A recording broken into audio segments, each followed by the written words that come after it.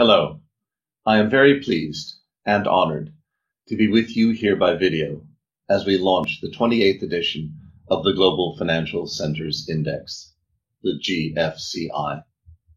I am Professor Michael Mainelli, Executive Chairman of the Zien Group and Sheriff of the City of London for 2019 to 2021.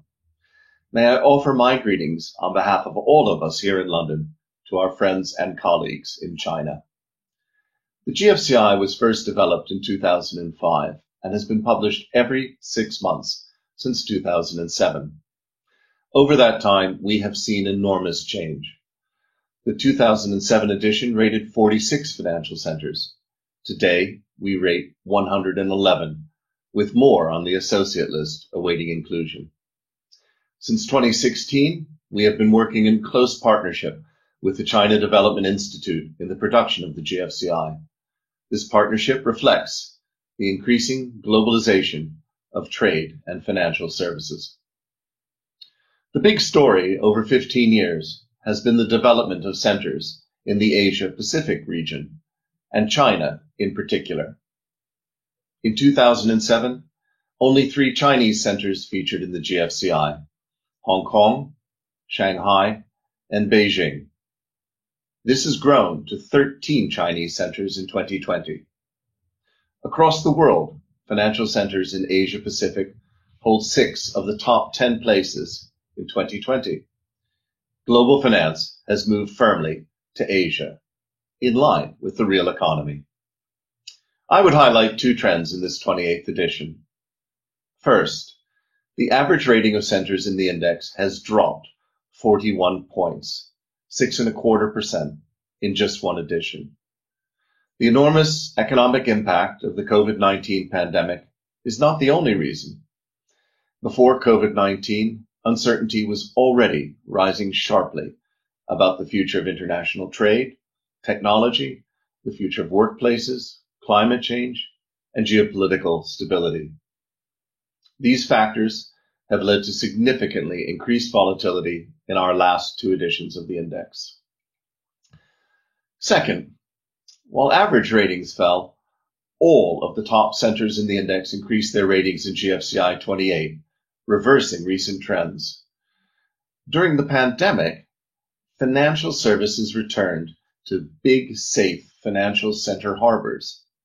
Yet the economic performance of cities with high commuter intensity, such as New York or London, has been extremely poor. We asked people in the GFCI survey to assess their future working patterns in the light of COVID-19. Our global community predicts a permanent 20% increase or more in the time they spend working from home, as opposed to the office. In Western Europe, the shift to working from home is even more pronounced. The GFCI team will continue exploring how these shifts affect the concept of a financial center. The importance of place in terms of clusters of businesses and supporting services innovating together is shifting. For example, the physical City of London has had an economically terrible COVID-19 year, while the financial services cluster in Southeast England has had a bumper year. The same goes for New York. There were already signs in 2019 that international business travel patterns are changing.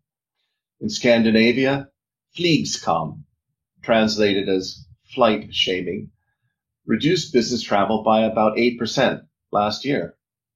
Rather than multiple trips to different cities, it may make more sense to travel to one place, say London or Shanghai or Singapore, and treat that city as a hub from which to meet people from the region more efficiently and safely. The global financial centers, green finance, and smart center indices will continue to look at the future of financial centers, environmental finance, and technological innovation. At this launch, I would encourage you to read the report, not just the headlines. We look forward to our continued partnership with our friends at the China Development Institute as we learn from China and from around the world how to make technology and finance deliver social improvement. May I thank all of you at this launch for your support.